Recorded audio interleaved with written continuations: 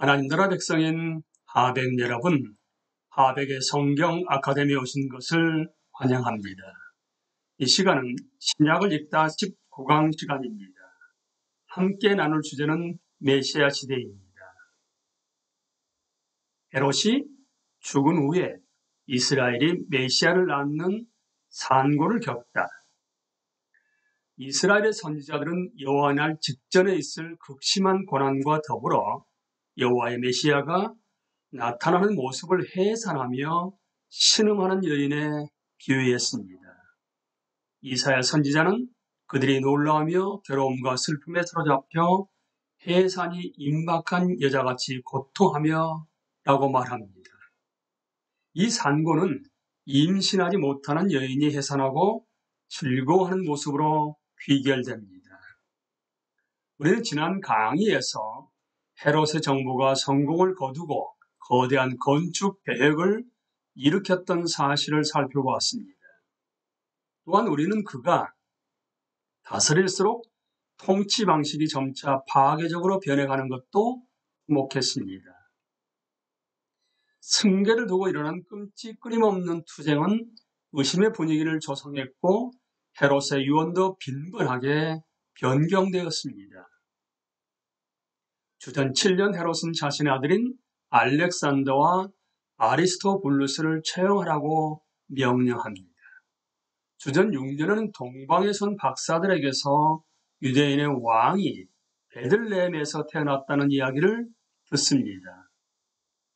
그는 자신과 경쟁하는 왕이 났다는 소식에 신경이 쓰여서 제사장들과 서기관들에게 어디서 메시아가 태어날 것인지를 묻습니다. 헤롯은 그 장소가 베들레헴, 즉 별이 나타난 바로 그곳이라는 이야기를 듣자 박사들에게 그 아이를 찾으면 자신에게 알려달라고 합니다. 하나님은 꿈에서 박사들에게 경고하시고 박사들은 자기 나라로 돌아갑니다. 동시에 하나님은 천사를 보내 요셉과 마리아에게 경고하셨고 그들은 애굽으로 도망갑니다. 헤롯은 박사들에게 속았다는 사실을 깨닫고는 예루살렘의 아기들을 모두 죽이라고 명합니다. 2살 이하 모든 남자 아이는 죽임을 당했습니다. 베들레헴에는 부모들이 죽은 자녀들을 애곡하며 통곡하는 소리가 크게 들립니다. 헤롯의 잔혹한 통치는 계속되었고 주전 4년 헤롯은 죽기 5일 전에 자신의 아들인 안티파터를 처형합니다. 헤롯이 죽어간다는 소문이 퍼지자 랍비 교사인 유다 벤 자리파이와 마티야후 벤 마르갈리스는 제자들에게 헤롯이 성전산에 오르는 입구에 둔 금 독수리상을 제거하라고 촉구했습니다. 분노한 헤롯은 그들이 재판받는 곳까지 굳이 가서 그 교사들과 제자들을 산채로 태우라고 명합니다. 헤롯은 자신이 죽을 때가 가까웠다는 것을 알고서는 어쨌든 이스라엘이 슬퍼할 수밖에 없도록 만들려고 합니다. 그는 유대의 유력한 시민들을 여리고 경기장에 감금하고는 여동생 살로메에게 지시합니다. 내가 죽으면 즉시 그들을 모두 죽이라. 그러면 억지라도 유대 모든 가정들이 나를 위해 울어줄 것이다. 헤롯이 죽은 즉시 살로메는 군대가 헤롯이 죽은 것을 알기 전에 조용히 궁중을 떠나 왕이 마음을 바꿨다고 전하여 죄수들을 모두 풀어줍니다. 헤롯의 죽음을 둘러싼 폭력 사태, 바루스가 2,000명을 십자가에 못 박다. 주전 4년 헤롯이 사망한 후 이스라엘 땅에 산고가 더욱 심해집니다. 헤롯의 아들인 아켈라오는 왕위를 물려받은 후에 6월절을 지키는 기간에만 3,000명을 죽입니다. 로마의 지역 행정관은 헤롯의 토지를 강탈하기 위해 유대에 내려옵니다. 왜 시몬과 같은 이스라엘의 포퓰리스트들은 스스로 왕권을 주장하고 약탈단을 조직하여 그 땅을 파괴합니다. 로마의 수리아 총독인 바로스는 잔인하고 혹독하게 이 문제를 처리합니다. 그는 정부의 정한 죄로 이스라엘인 2,000명을 십자가에 못 박아 버립니다. 이 모든 일이 일어나는 동안 헤롯의 아들들은 로마에 가서 가이사 아구스토가 분할했던 역할을 한 명에게 주어 헤롯의 유지를 이루어 주기를 기다리고 있었습니다. 지난 강의에서 가이사 아구스토가 이 시대의 로마 황제였다는 사실을 기억할 것입니다. 그는 헤롯을 섭정왕으로 세워 이스라엘에서 로마의 통치를 확립한 인물이었습니다. 가이사 아구스토는 누가 헤롯의 계승자가 될지 결정할 자였습니다. 가이사 아구스토가 헤롯의 세 아들 아켈라오, 안디바, 빌립을 통해 헤롯의 유언을 집행하다. 헤롯은 아내와 아들 중 누가 자신의 마음에 드는지에 따라 통치 기간에 7번이 넘도록 유언을 변경했습니다. 그의 마지막 유언은 왕국을 아들들에게 분할함으로써 권리를 주장하는 이 경쟁자들 사이에 균형을 유지하는 것이었습니다. 아켈라오는 왕으로 명명되었고 친동생인 안디바와 이복 동생인 빌립은 각각 다른 지역을 다스리는 분봉왕, 그러니까 분봉왕은 테트라크스란 단어로서 의미는 4분의 1의 통치자란 뜻입니다. 분봉왕으로 명명했습니다. 가이사 아구스토는 왕권에 대한 권리를 주장하는 자들의 이야기도 듣고 헤롯 가문의 왕권을 끝내고 직접 로마가 통치해달라는 자들의 이야기도 들었습니다. 결국 가이사 아구스토는 헤롯의 유언을 따르면서도 한 가지 중요한 변화를 꾀합니다. 아켈라오를 왕으로 임명하는 대신 영주, 그러니까 단어가 에트나크입니다만은 그 뜻은 나라의 통치자란 뜻입니다. 영주로 칭하며 왕의 직위를 받으라는 자격이 있으면 왕의 직함을 주겠다고 한 것입니다. 아켈라오, 안디바, 빌립에 대해서 간단히 살펴볼 텐데 모두 주전 4년의 통치를 시작했다는 사실을 우리는 기억해야 합니다. 그들은 다른 지역을 다스렸지만 실은 로마 황제 가이사 아구스토가 그들을 모두 지명한 것입니다. 헤롯의 이 세 아들들은 복음서의 정치 상황을 조성하였고 앞으로 임할 하나님 나라의 경건한 지도자를 더욱 거대하게 만들었습니다. 유대, 사마리아, 이두메의 영주 아켈라오. 헤롯의 아들 아켈라오는 유대, 사마리아, 이두메, 그러니까 고대 에돔을 말합니다. 이두메의 통치자가 되었는데 이는 대략 헤롯 왕국의 절반에 해당합니다. 통치를 시작할 때 그는 19살이었습니다. 그의 통치는 6월절의 폭력 사태로 시작했고 또한 통치 내내 거의 그런 시기였습니다. 요셉과 마리아가 헤롯의 분노를 피해 애굽으로 도망갔던 것을 기억할 것입니다. 요셉과 마리아는 헤롯이 죽었다는 소식을 듣고 아직 아기인 아들과 함께 이스라엘로 돌아옵니다.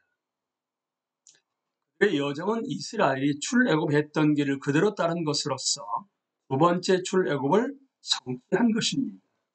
하나님은 요셉에게 아켈라오에 대해 경고하시며 사랑하는 아들을 또 지키십니다.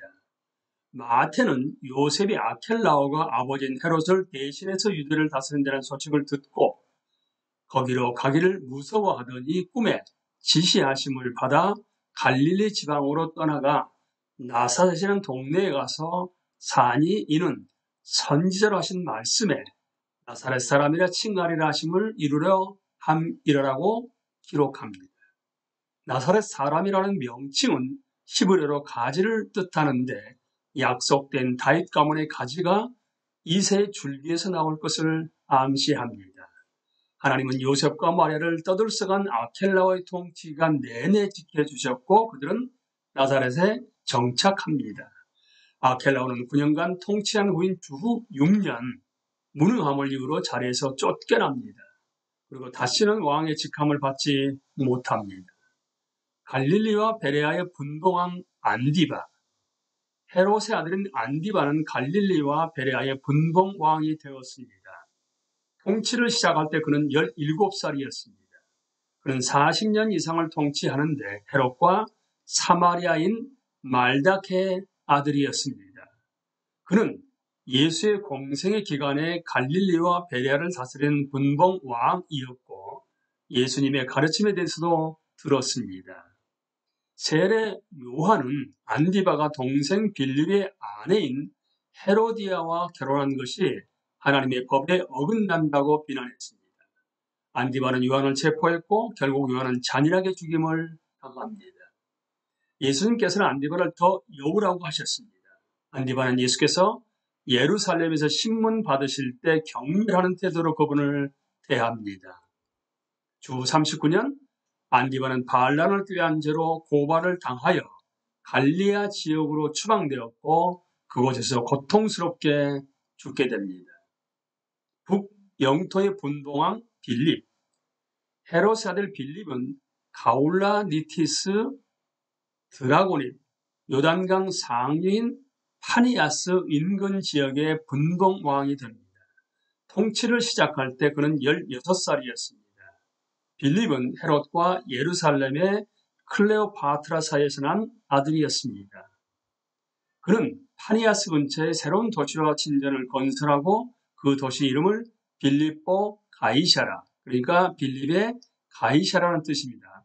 빌립보 가이사라라고 짓습니다. 예수님께서는 후에 가이사라 빌립보에 속한 지역까지 가셔서 제자들에게 물으십니다. 너희는 나를 누구라 하느냐? 이때 베드로가 고백합니다. 주는 그리스도시요 살아계신 하나님의 아들이십니다.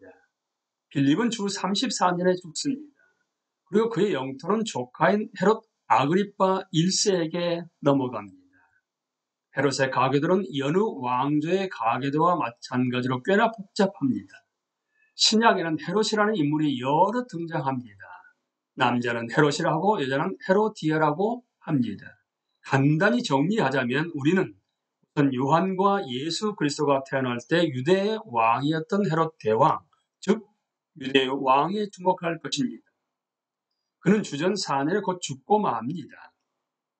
후에 헤롯의 아들 3명이 등장합니다. 먼저 헤롯 아켈라오는 예수님께서 어린 시절에 유대 분봉왕이었고 주후 6년에 축출됩니다. 헤롯 안디바는 예수님의 공생의 시절에 갈릴리와 베레아의 분봉왕이었고 주 39년에 축출됩니다. 그리고 헤롯 빌립은 북영토를 다스리다가 주 34년에 죽습니다. 헤로디아는 헤롯 대왕의 손녀로서 권력을 향한 그녀의 욕구 때문에 세례 요한이 죽임을 당합니다. 문제를 더 복잡하게 하는 것은 신약을 연구하다 보면 2명의 헤롯을 더 만나게 된다는 사실입니다. 헤롯 아그리파 1세는 헤롯 대왕의 손자로서 주 41년, 44년에 통치합니다. 그는 예수님의 제자인 세베대 아들 야고보를 처형했으며 하나님께 영광을 돌리지 않아 곧 죽고 맙니다. 헤롯 아그리파 2세는 헤롯 대왕의 증손자로서 그리스도를 전하는 바울의 말을 들은 인물입니다.